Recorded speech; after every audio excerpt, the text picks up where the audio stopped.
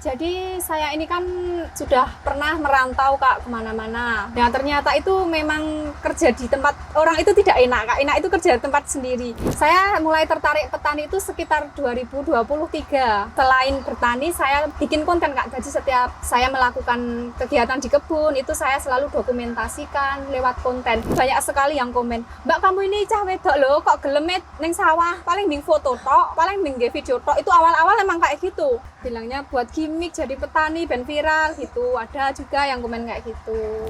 Jadi tidak harus kita menjadi petani itu terjun langsung ke sawah, itu tidak. Perawatannya lebih mudah daripada yang jenis lainnya. Kemudian tahan virus. Kalau untuk Nero ini juga perawatannya lebih mudah daripada yang jenis lainnya, dan masa panennya itu lebih awal, yakni belum ada 90 hari itu sudah mulai petik gitu. Kita mengawasi, kemudian kita juga punya niat baik untuk membuka lowongan pekerjaan buat orang sekitar yang membutuhkan. Itu kan termasuk juga gimana ya, menolong gitu ya, menolong tetangga yang butuh kerjaan. Bener.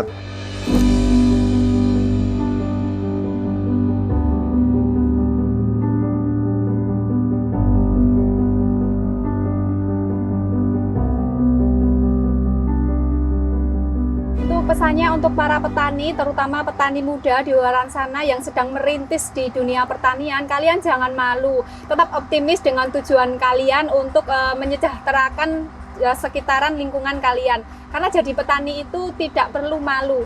Kalau misalkan mereka bilang, kamu kok menjadi petani gitu, nggak apa-apa, karena mereka tidak tahu prosesnya, tidak tahu hasilnya. Nah, kalian tetap optimis, tetap semangat untuk semua pemuda ataupun petani-petani di seluruh Indonesia.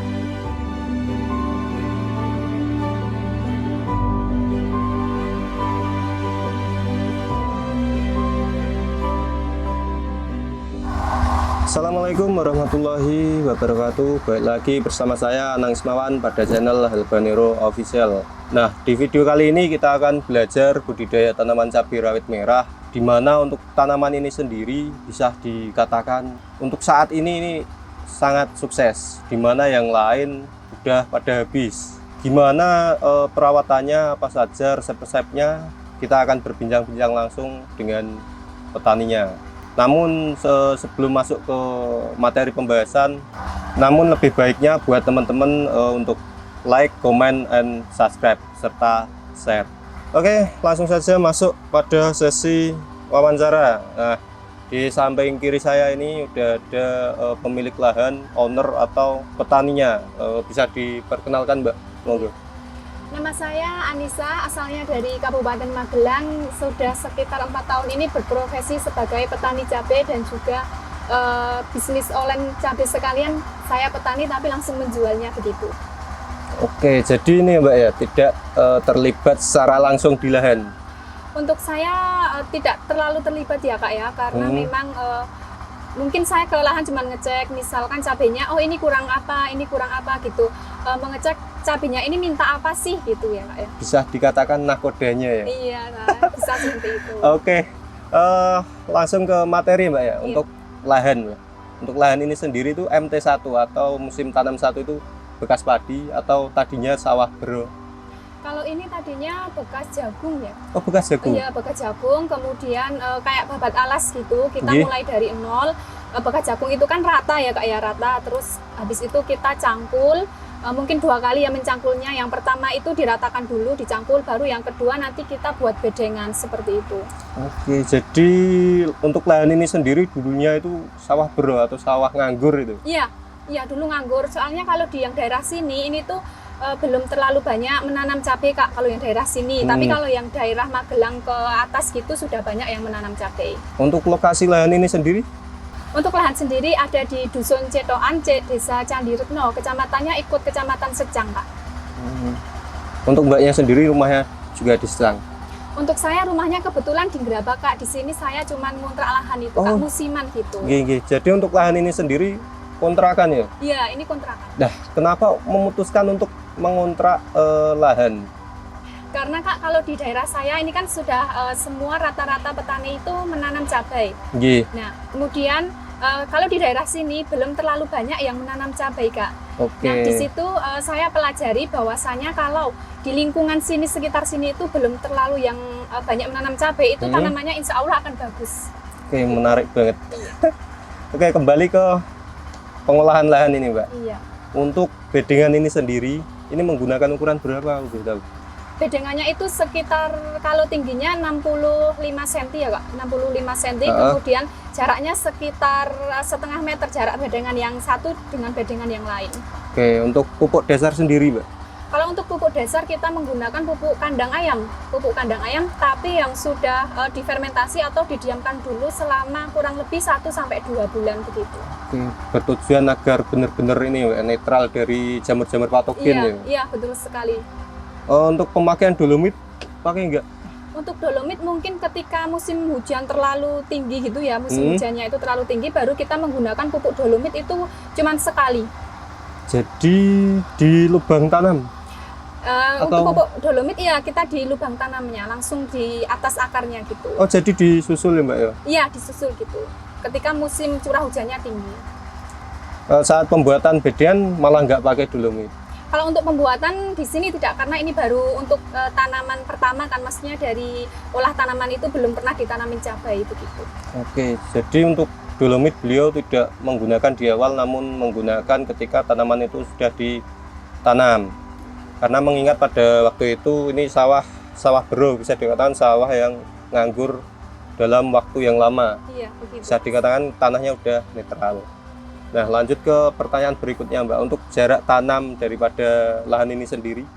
Untuk jarak tanam itu sekitar 45 cm ya Kak ya. Jarak tanam idealnya itu sekitar 45 cm antara tanaman satu dan tanaman yang lainnya begitu. Untuk jarak tanam menggunakan jarak 45 cm. Iya. Karena untuk dataran sawah ini sendiri dataran menengah ya Mbak ya? Iya, betul. Tidak terlalu tinggi. Kemungkinan angka kelembapan pada tanaman juga rendah. Dirasa lahan ini udah jadi, masuk ke penanaman. Nah, di tahap penanaman itu sendiri, di lubang tanam ada pupuk tersendiri atau enggak? Sebelum kita tanamin, jadi kan itu dilubangin dulu Mas. Iya. Nah, itu kita kocor dulu menggunakan boleh nyebut merek nggak? Enggak apa-apa. Oh iya, nggak apa-apa. Oh Iya. iya. Jadi sebelum masa tanam kita lubangnya itu ketika sudah siap ditanam, kita biasanya kocor menggunakan 2 jenis pestisida, yakni menggunakan power soil dan juga menggunakan anfus. Ini fungsinya untuk menetralkan unsur hara pada tanah sehingga ketika akar dimasukkan ke lubang itu dia tetap akan tumbuh dengan maksimal begitu, Pak. Oke. Nah, itu sebagian resep dari Mbaknya ketika awal tanam ya Mbak? Iya, sebelum awal tanam. Nah, itu menggunakan bakteri baik dengan merek dagang Anfus, itu mengandung kandungan trichoderma, ditambah dengan pupuk organiknya itu asam humat ya Mbak ya? Iya. Penetral pH dan penjaga daripada jamur patogen. Nah, lanjut ke pertanyaan berikutnya Mbak. Iya. Ketika bibit cabai itu sudah ditanam, selang berapa hari dilakukan pemupukan? Ketika sudah selesai ditanam sekitar umur 10-25 hari itu kita melakukan pengkoncoran dengan menggunakan pestisida Kak. Jadi selain menggunakan air hujan, kita pengkoncoran juga ketika selesai masa tanam itu menggunakan pestisida.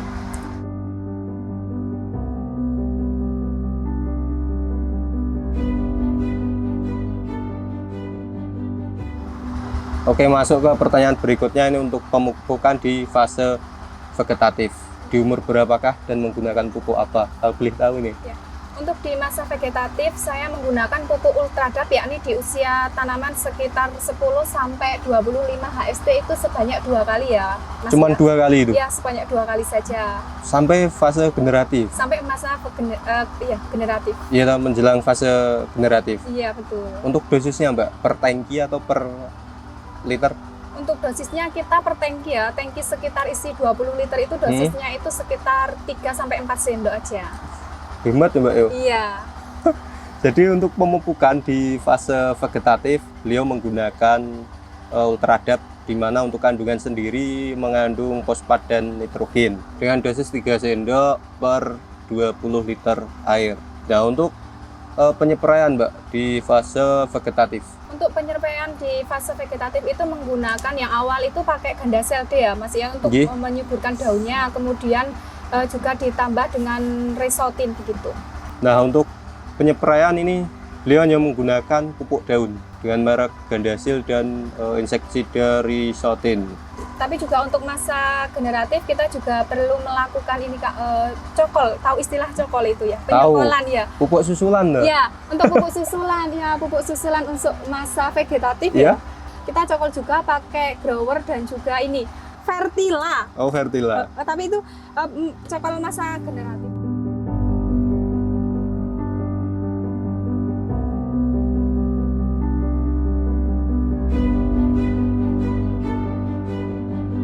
Kalau untuk penyempraian di masa vegetatif itu kita cuma menggunakan dua, yakni Gandasil D sama Megarizo, Kak.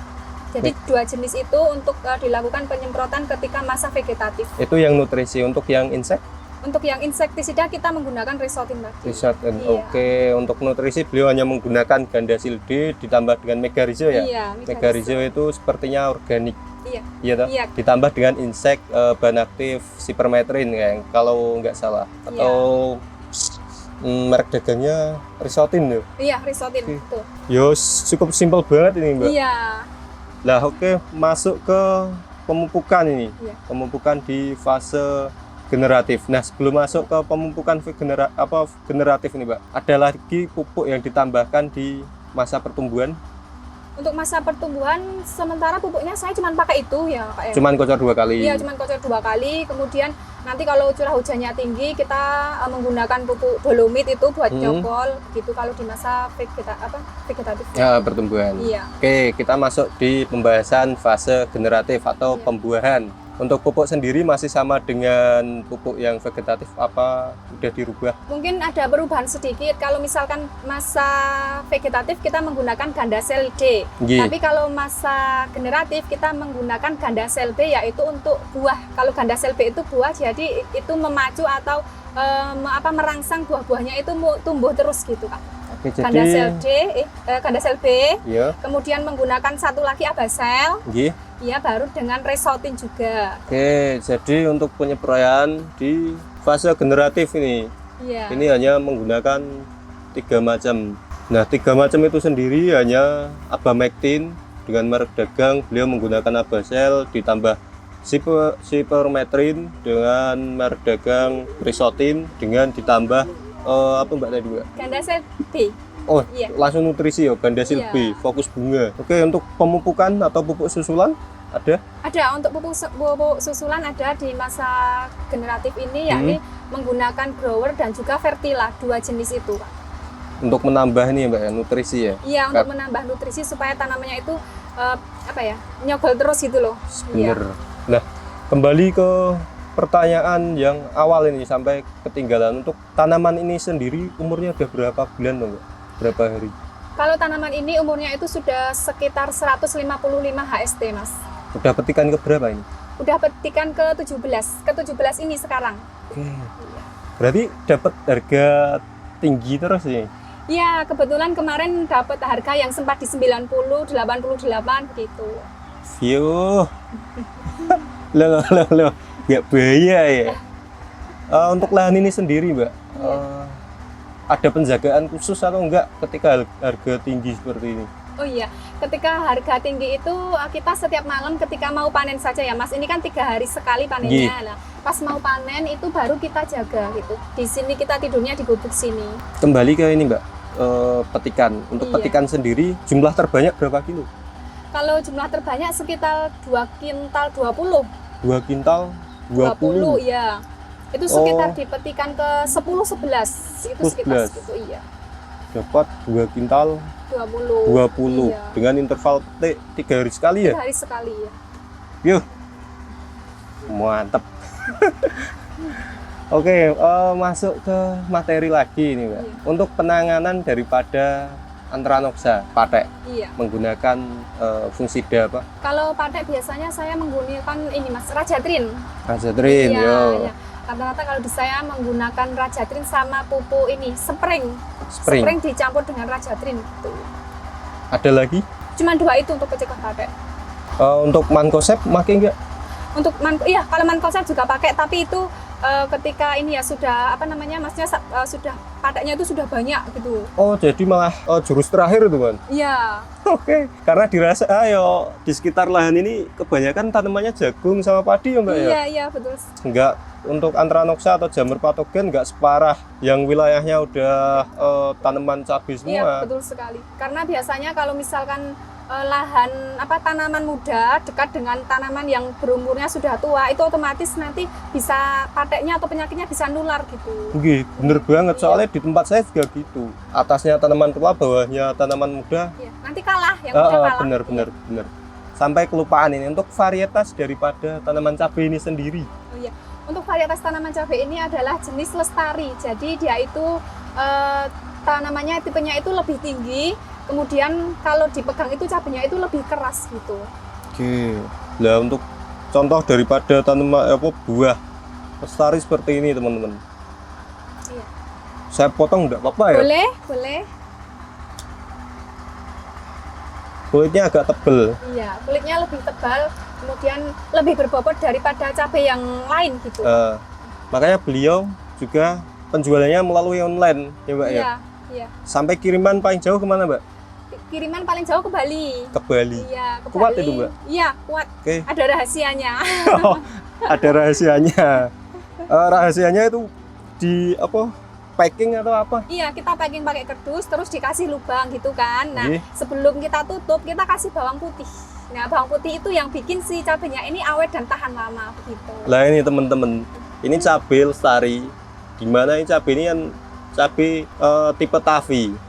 Nah, untuk di pasaran sendiri biasanya asumsi daripada pedagang kalau Tavi itu buat kiriman enggak Tidak mudah. enggak awet tuh ya, atau mudah lenyet atau gembur itu toh. Tapi mbaknya sendiri kirim sampai ke Bali. Iya. Dengan resep beliau, ditambah bawang ya, Mbak ya? Iya, bawang putih. Bubuk atau? Enggak, bawang putih dipotong-potong aja gitu, langsung dimasukkan ke kardus gitu. Oh, oke. Yos, masuk. Kenapa ditambah dengan bawang putih, Mbak? Karena bawang putih ini kan antibakteri, jadi Iya. otomatis jamur itu tidak akan tumbuh di dalam kardus itu yang berisi cabai gitu. Jadi kalau kita kirim benar-benar yang fresh ya, yang baru petikan, kemudian tidak ada, misalkan kan ada yang suka kena lalat buah sedikit gitu Iya. kan. Nah, itu kita tidak ikutkan. Benar-benar yang kita ikutkan itu yang fresh, yang bersih, yang bagus begitu. Melihat peluangnya, ya toh? Iya, melihat peluang karena di rata-rata petani di desa saya itu semuanya bertani cabai. Bener, Mbak. Iya. Sementara dari beberapa kasus yang saya lihat di di kalangan petani cabai itu ketika menghadapi harga yang murah. Iya, betul sekali. Mungkin ini jadi opsi atau solusi, Mbak ya? Iya, benar. Dulu awal-awal saya mulai bisnis ini karena cabai itu melimpah, Kak. Cabai melimpah di desa saya, harganya cuma 10.000. Iya. Terus saya bingung, saya juga sebagai petani kan, cuma Iya. 10.000, modal aja nggak pulang kan. Nah, terus habis itu saya belajar, mulai jatuh bangun udah beberapa kali gitu. Nah, dan alhamdulillah di tahun ini saya sudah mulai bisa berkembang sedikit-sedikit di penjualan cabai online.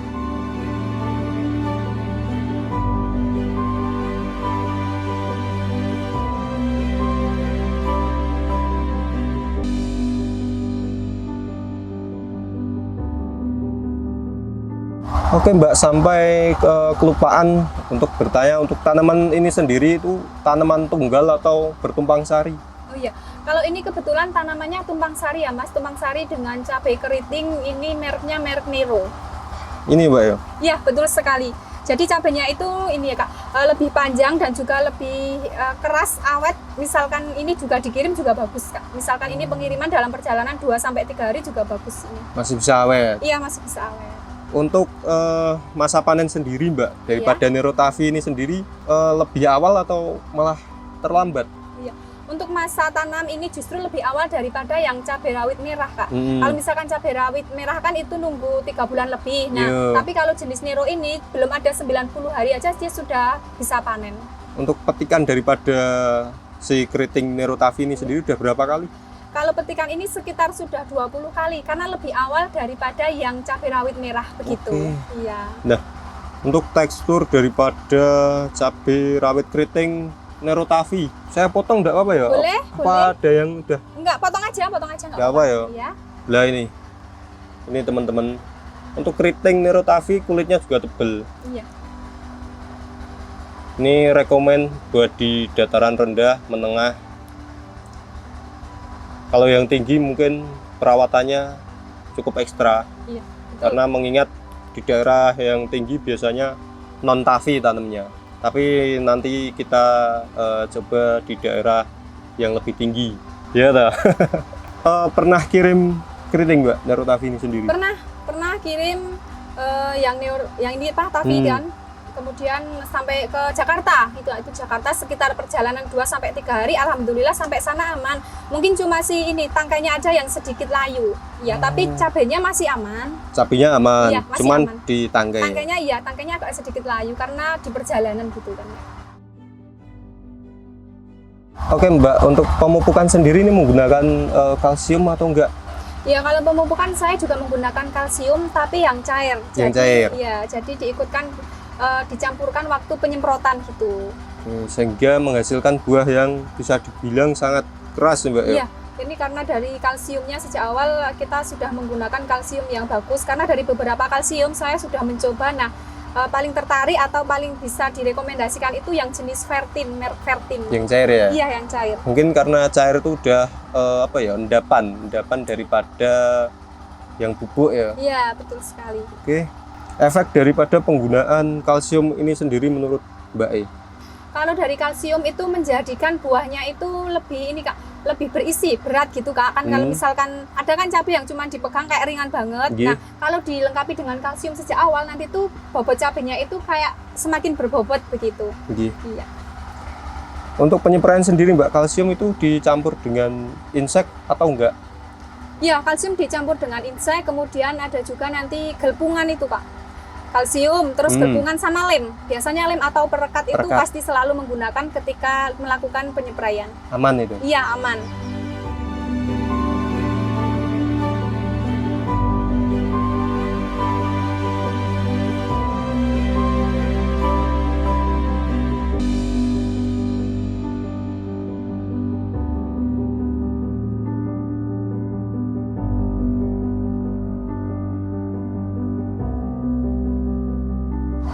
Oke Mbak, masuk ke materi lagi ini untuk mengatasi layu, fusarium, dan busuk batang. Iya, betul sekali. Sekarang banyak sekali petani yang mengeluhkan penyakit layu, fusarium, busuk batang, rontok daun, begitu Mas. Lagi ya, musimnya itu. Musimnya, ya. Boleh Mbak? Oh iya. Dijelaskan monggo. Untuk mencegah layu, kemudian busuk batang gitu, sudah mencoba juga ya beberapa pestisida, produk gitu, tidak ampuh. Nah, terakhir itu menggunakan pupuk yang lumayan menurut saya itu agak mahal, yakni Kopset ya, menggunakan Kopset yang ada kandungannya tembaga. Nah, itu saya coba dulu menggunakan 2 bungkus, habis 2 bungkus, setelah 1-2 minggu itu ternyata alhamdulillah layunya itu sudah semakin berkurang begitu. Untuk pengaplikasian saya menggunakan ini dikocor langsung. Oh, dikocor ke tanaman? Iya. Diaduk dulu di ember, kemudian dikocor setiap 1 lubang itu 1 gelas. Interval berapa hari atau cuman ketika ada gejala? Ketika ada gejala. Kalau misalkan sudah selesai, sudah tidak ada gejala, itu kita sudah tidak melakukan pengkocoran. Nah, ini buat teman-teman masukan dari Mbaknya untuk pencegahan layu fusarium, busuk batang maupun rontok. Beliau hanya menggunakan Kopset 77 dengan bahan aktif tembaga hidroksida. Melalui pengocoran ya Mbak ya? Iya, melalui pengkocoran. Untuk dosis sendiri per 20 liter air? Kalau saya itu per ember. Oh, per ember? Ya, 1 ember itu diisi 2 sendok. 2 sendok ya, cukup? 1 ember cukup. 1 ember cukup 2 sendok aja. Nanti kalau terlalu banyak itu kurang bagus ya. Terlalu over banyak. ya? Iya, overdosis nanti ya. Oke, jadi hal-hal yang terlalu kebanyakan itu juga tidak bagus. Masuk ke ini pertanyaan berikutnya, ini di luar materi ini sepertinya. Siap. Siap. Mbaknya ini kan cewek. Iya. Dibilang masih muda tuh. Kenapa memutuskan masuk di bidang pertanian yang saya bilang di pertanian itu cukup ekstrim? Iya. Ekstrim di pendanaan, ekstrim di nanti ketemu harga jual, Iya, betul di cuaca ya toh. Iya. Kenapa Mbak alasannya Mbak? Jadi saya ini kan sudah pernah merantau Kak kemana-mana, misalkan ke kota lain kerja gini. Nah ternyata itu memang kerja di tempat orang itu tidak enak Kak. Enak itu kerja di tempat sendiri. Dan kebetulan orang tua saya dua-duanya juga petani. Saya mulai tertarik petani itu sekitar 2023, mulai tertarik di pertanian. Karena itu pas dapat harga tinggi, orang tua saya dapat harga tinggi panen. Nah kemudian di situ saya kayak aku kok kayaknya pengen ning pertanian, tapi sistemnya itu bukan yang sekedar petani ning sawah mangkat bali kerja leh duit, bukan, tapi petani yang bisa memberikan edukasi juga terhadap masyarakat. Misalkan saya sambil belajar, ini tuh tanamannya kok mulai kuning, oh berarti ini kurang air. Ini tanamannya mulai layu, ini berarti kurang fungisida atau insektisida, begitu ya Kak ya. Dan setelah itu saya mulai tertarik di petani gitu kan. Kebetulan saya juga seneng bikin konten. Nah dari situ saya juga selain bertani saya bikin konten Kak. Jadi setiap saya melakukan kegiatan di kebun itu saya selalu dokumentasikan lewat konten. Jadi semakin menarik kan. Terus banyak sekali yang komen, Mbak kamu ini cah wedok loh, kok gelemet neng sawah, paling bing foto tok, paling bing video tok. Itu awal-awal emang kayak gitu. Tapi saya no komen, kalian meh ngomong apa nggak apa-apa, yang penting aku di sini mau berusaha bahwasanya itu jadi petani itu bukan cuman orang tua, bukan cuman orang yang wong desa gitu, enggak. Dan ternyata sekarang di dunia di media sosial itu kan malah banyak akun-akun petani muda Kak. Itu terutama di TikTok ya Kak ya, sudah banyak banget bermunculan petani bawang, petani cabai, petani apa gitu. Oke Mbak, boleh disebutkan dispilkan akun TikToknya? Oh iya, untuk akun TikToknya ini Buruh Lombok, terus kemudian akun YouTube-nya itu petani cabai milenial. Tuh buat temen-temen nanti jangan lupa di follow. Nanti akunnya akan ada di bawah deskripsi ini.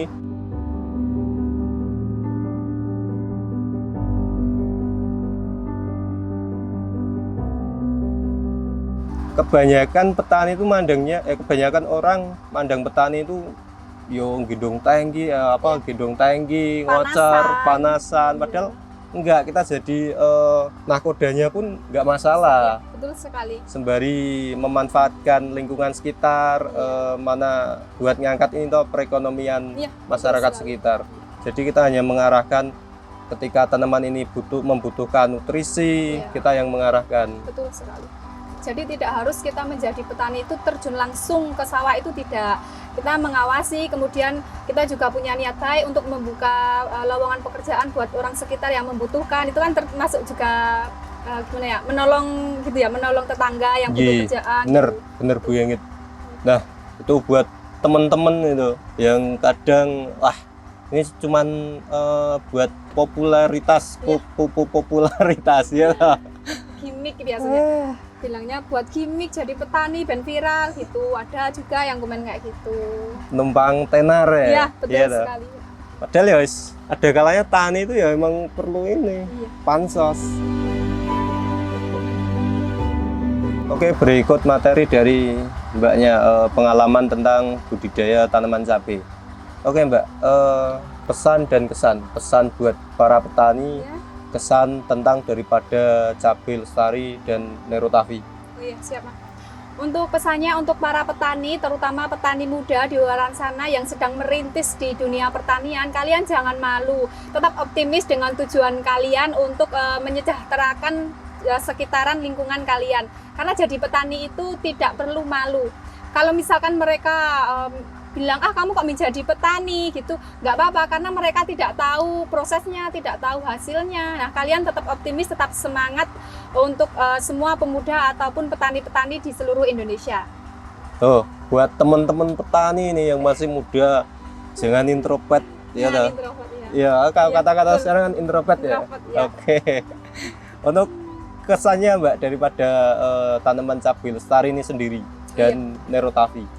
Untuk kesannya ini untuk tanaman Cabai Lestari ya perawatannya lebih mudah daripada yang jenis lainnya. Kemudian tahan virus, misalkan terkena virus sebanyak 4.500 pohon itu cuman sekitar kurang lebih 50 aja itu yang kena virus. Berarti kan otomatis bebas gitu ya Mas ya. Kita anggap aja sudah wajar gitu. Kalau untuk Nero ini juga perawatannya lebih mudah daripada yang jenis lainnya, dan masa panennya itu lebih awal, yakni belum ada 90 hari itu sudah mulai petik gitu. Nah, itu buat teman-teman cabai yang penasaran dengan merek Lestari dan Nerotavi, tadi sama mbaknya udah disepilin sampai cara-cara penjualannya ketika harga murah dikasih opsi itu, iya toh? Iya, betul sekali. Oke, berikut adalah sesi wawancara di siang hari ini. Kami ucapkan banyak terima kasih. Iya, siap Mas. Semoga bermanfaat ya Mbak ya. Iya. Ada kurang lebihnya dari saya, ada kata-kata yang kurang pas, mohon maaf. Siap Mas, tidak. Tidak ada. Cukup sekian video di siang hari ini. Kami ucapkan banyak terima kasih. Oke, buat teman-teman jangan lupa like, comment, and subscribe serta share. Sekian, terima kasih. Assalamualaikum warahmatullahi wabarakatuh. Waalaikumsalam.